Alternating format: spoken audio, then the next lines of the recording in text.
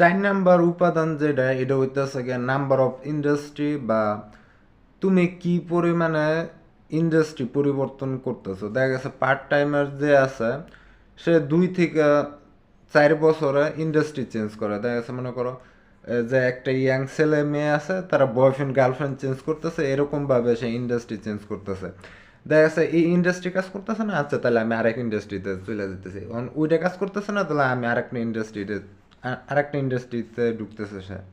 ধরো দেখা গেছে ব্যবসা করতে গেছে, সে হয়তো প্রথমে প্যান্ট শার্টের দোকানে মানে প্যান্ট শার্টের দোকান দিছিল, এখন এটা কাজ করতেছে না, তো আমি মুদি দোকান দিব।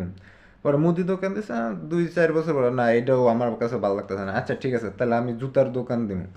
তো দেখা গেছে এইভাবে চেঞ্জ করতে থাকে। তা এইভাবে যদি সে একজন চেঞ্জ করে তাহলে তার যে সম্ভাবনাটা আছে ওইটা কিন্তু সে বুঝতে পারে না।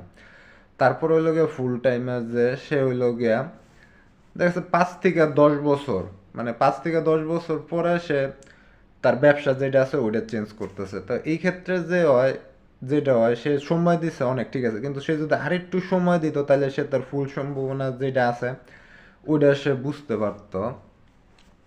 তারপরে হলো গিয়ে অল দ্য টাইমার যে সেটা হচ্ছে গিয়ে 20 থেকে 40 বছর একই ইন্ডাস্ট্রিতে থাকেন। হ্যাঁ, আমি ইন্ডাস্ট্রিতে ঢুকছি, যাই হোক না কিসের জন্য আমি ইন্ডাস্ট্রিটা চেঞ্জ করবো না। তো এটা হইলো গিয়া অল দ্য টাইমার, মানে এক জায়গায় মনোযোগ দিয়ে থাকাটা।